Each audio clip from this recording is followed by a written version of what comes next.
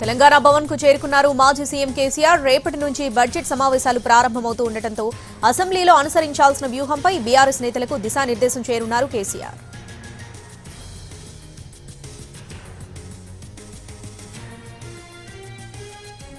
తెలంగాణ భవన్ కు చేరుకున్నారు మాజీ సీఎం కేసీఆర్. రేపటి నుంచి బడ్జెట్ సమావేశాలు ప్రారంభమవుతూ ఉండటంతో అసెంబ్లీలో అనుసరించాల్సిన వ్యూహంపై బీఆర్ఎస్ నేతలకు దిశానిర్దేశం చేయనున్నారు కేసీఆర్.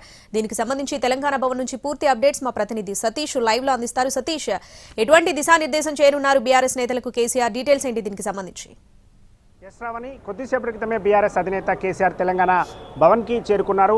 రేపటి నుంచి ప్రారంభం అవబోతున్నటువంటి అసెంబ్లీ బడ్జెట్ సమావేశాల్లో ఎమ్మెల్యేలు, ఇటు శాసన మండలిలో ఎమ్మెల్సీలు ఏ విధమైనటువంటి విధంగా ఎలా వ్యవహరించాలన్న దానిపై సమావేశంలో చర్చించబోతున్నారు. కొద్దిసేపటి క్రితం ఇక్కడికి చేరుకున్న తర్వాత ఇటు ఎమ్మెల్యేలు అదేవిధంగా ఎమ్మెల్సీలతో ఆయన భోజనం చేస్తున్నారు. భోజనం తర్వాత సమావేశం స్టార్ట్ అవ్వబోతుంది. అయితే ఈ సమావేశంలో చాలా కీలకమైనటువంటి బిల్లులు ప్రభుత్వం తీసుకురాబోతుంది కాబట్టి ఈ బిల్లులలో ఏ విధంగా పార్టీ తరఫున మాట్లాడాలి, ముఖ్యంగా బీసీ రిజర్వేషన్లకు సంబంధించి, ఎస్సీ రిజర్వేషన్లకు సంబంధించి గతంలో బీఆర్ఎస్ ప్రభుత్వం అధికారంలో ఉన్నటువంటి సమయంలో ఏ విధంగా చేసింది, ఈ రిజర్వేషన్ల కోసం ఎలా పోరాడిందనే విషయాన్ని ప్రభుత్వానికి, ఇటు ప్రజలకు, తెలంగాణ ప్రజలకు అసెంబ్లీ వేదిక ద్వారా చెప్పాలనే విషయాన్ని బీఆర్ఎస్ అనుకుంటుంది. దానికి సంబంధించి కూడా బీఆర్ఎస్ ఎమ్మెల్యేలు కూడా పూర్తి స్థాయిలో ప్రిపేర్ అయి ఉండాలి. ఎక్కడ కూడా అంటే ప్రభుత్వం నుంచి ఎలాంటి ప్రశ్నలు వచ్చినా సరే దానికి ఆన్సర్ చేసే విధంగా, అంటే ప్రభుత్వం గత 10 ఏళ్ల కాలంలో బీఆర్ఎస్ని తప్పుపట్టేటటువంటి అవకాశం ఉందని చెప్పి కూడా బీఆర్ఎస్ భావిస్తుంది. కాబట్టి దాన్ని తిప్పికొట్టే విధంగా సిద్ధంగా ఉండాలని చెప్పి కూడా ఇటు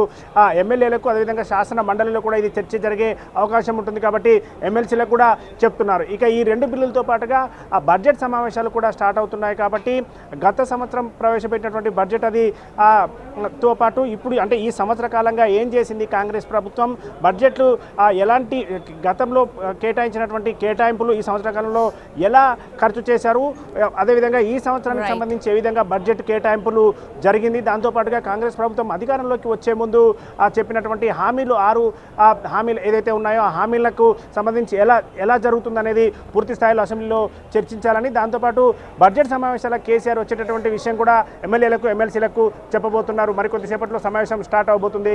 Shravani. Right Satish, thanks for the updates.